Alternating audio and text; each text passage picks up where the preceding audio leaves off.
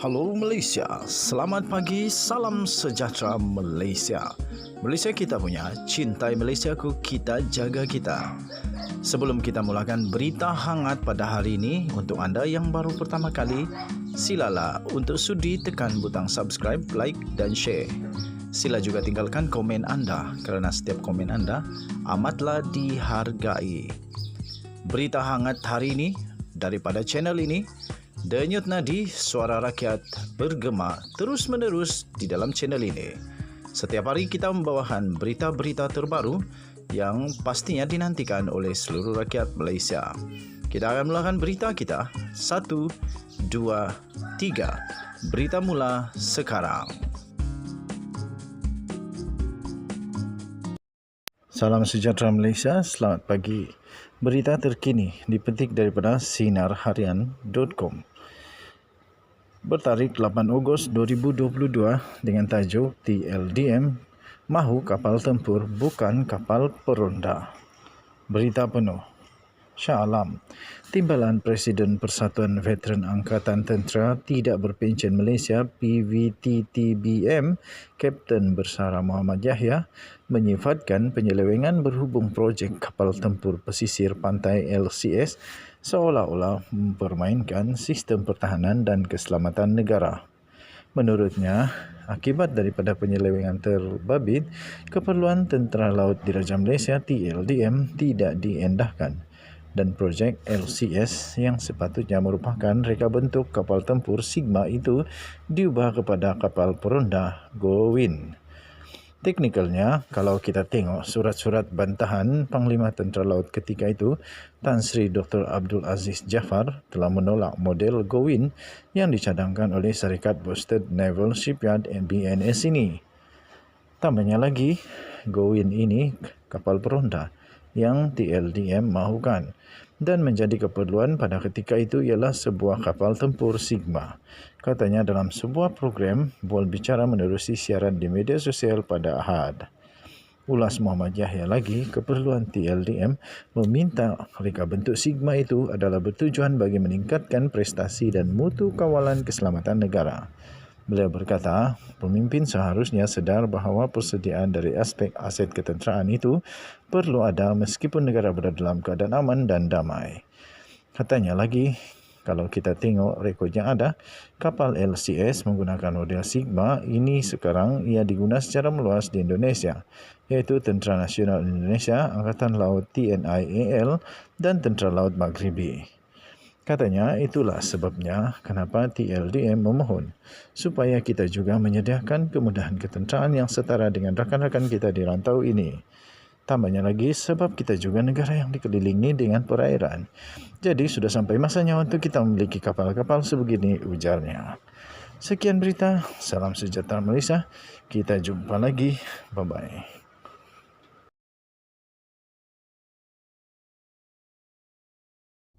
Salam sejahtera Malaysia.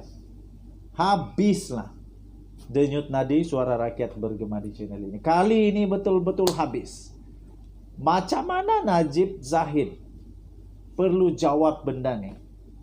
Satu dokumen terbaru yang memang akan bikin pening kepala Najib Zahid H2O wajib jawab. Ini memang bikin pening kepala. Belum pun selesai kes Najib Razak, belum pun selesai kes Zahid Hamidi, malah Najib Razak akan bakal dipenjara pada pertengahan bulan ini kalau dia salah di Mahkamah Persekutuan. Muncul lagi satu lagi penyelewengan wang berjumlah 890 juta ringgit Malaysia. Aduh, pening kepala. Tuan-tuan dan puan-puan, dokumen yang baru diterima telah diterbitkan di syahbudin.com.net. Kamu boleh cari syahbudin.com.net. Baru sebentar tadi, 4 Ogos diterbitkan, maksudnya baru tadi. Penyelewengan projek kapal perang LCS hanguskan sebanyak 890 juta ringgit Malaysia. Najib, Zahid dan H2O wajib jawab. Itulah tajuknya. Tuan-tuan dan puan-puan, saya mengalu-alukan tulisan ini sebenarnya. Sebelum itu saya ingin kongsi dulu siapa yang tulis benda ni, supaya kamu tahu siapa tulisannya. Oh, panjang betul. Ditulis oleh Rafizi Ramli. Habislah.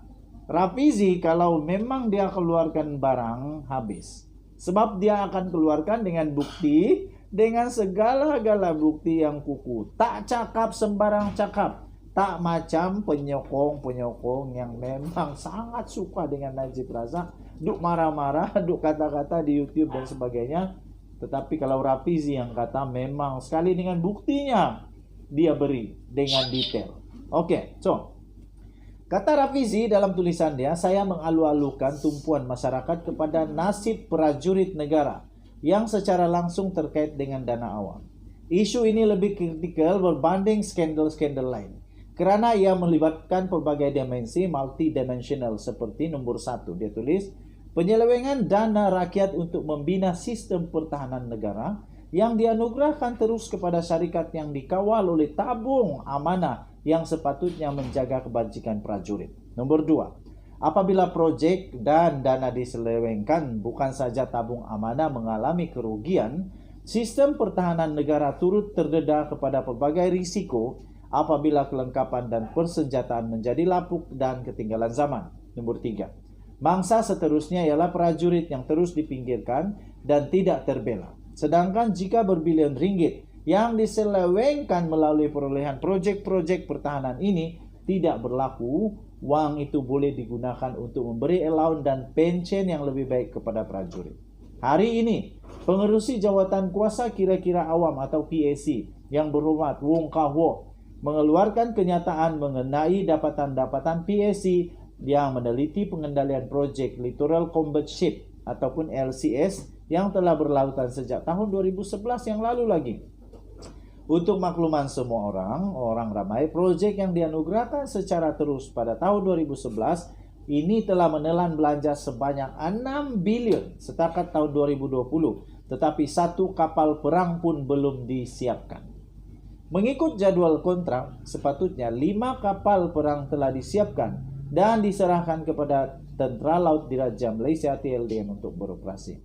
Sebenarnya saya telah mengumpul maklumat dan mengkaji skandal ini sejak beberapa bulan yang lalu atas kapasiti saya sebagai orang awam. Tulis Rafizi Ramli. Berikut adalah maklumat penting yang perlu diketahui oleh orang awam. Nah, inilah yang Rafizi berikan satu demi satu detail bukti. Pada 16 Disember 2011, Kementerian Pertahanan telah mengeluarkan surat lantikan Letter of Award atau dikenali sebagai LOA kepada Bastard Naval Shipyard Sdn Bhd BNS untuk membina dan membekalkan 6 second generation petrol vessel ataupun SGPV Littoral Combat Ship LCS dengan jumlah kontrak sebanyak 9 bilion. Menteri Pertahanan pada ketika itu yang bertanggungjawab menguruskan projek ini ialah Datuk Seri Ahmad Zahid Hamidi, Presiden UMNO sekarang. Habis. Kerajaan Persekutuan menandatangani kontrak akhir dengan BNS bagi kontrak berjumlah 9 bilion pada 17 Julai 2014. Menteri Pertahanan pada ketika itu yang merundingkan perjanjian akhir ialah Datuk Seri Hisamuddin Tun Hussein, Menteri Kanan Kerajaan Gabungan PAS UMNO Bersatu sekarang. Perdana Menteri pada ketika LOA dan kontrak projek ini diselesaikan tidak lain dan tidak bukan adalah Datuk Seri Najib Tun Razak. Kata Rafizi, saya telah mengumpulkan maklumat berkenaan penyelewengan demi penyelewengan yang berlaku sepanjang sedekat projek ini berjalan. Saya akan kembali mendedahkan satu persatu dalam siri ekspos sepanjang bulan Ogos ini seperti yang saya pernah lakukan dalam skandal NFC, 1MDB, tabung haji, dan Felda dulu. Habis. Memang pening kepala Najib Razak, Zahid Hamidi kali ini. Pening, memang pening. Saya bermula pada hari ini dengan soalan yang mudah. Rafizi tanya soalan pertama. Siasatan yang dilakukan secara sedalaman setakat ini menunjukkan bahwa sekurang-kurangnya 890 juta ringgit Malaysia telah diselewengkan daripada projek ini. Baik dari segi penipuan, wang yang dipindahkan kepada pihak yang bertujuan untuk menipu kontrak, duplikasi kontrak dengan tujuan, tuntutan berganda dan pelbagai penyelewengan ini.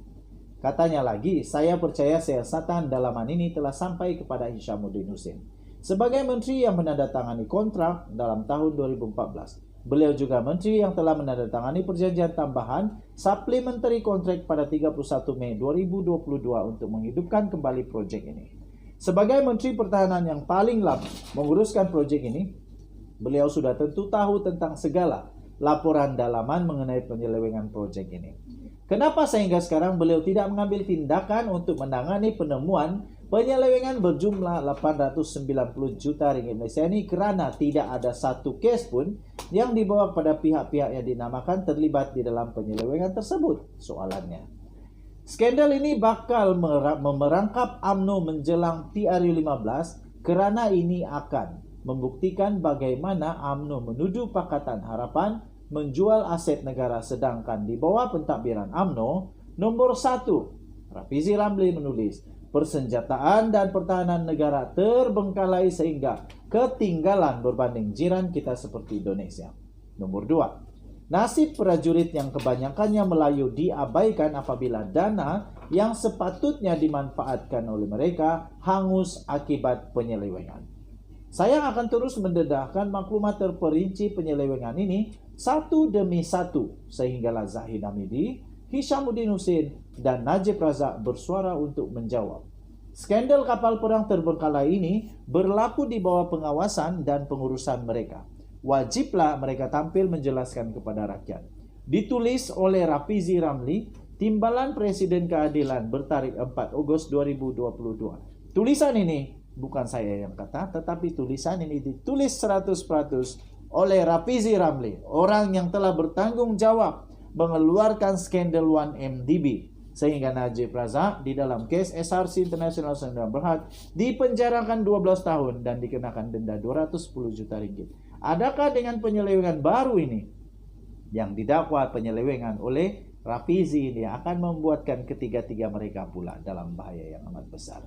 Denyut Nadi, suara rakyat, bergema di channel ini. Untuk mendapatkan berita yang lengkap, kamu boleh layari sahbudin.com.net bertarikh hari ini 4 Ogos 2022 dengan tajuk penyelewengan proyek kapal perang LCS hanguskan RM 890 juta. Najib, Zahid dan H2O wajib jawab. Kita jumpa lagi.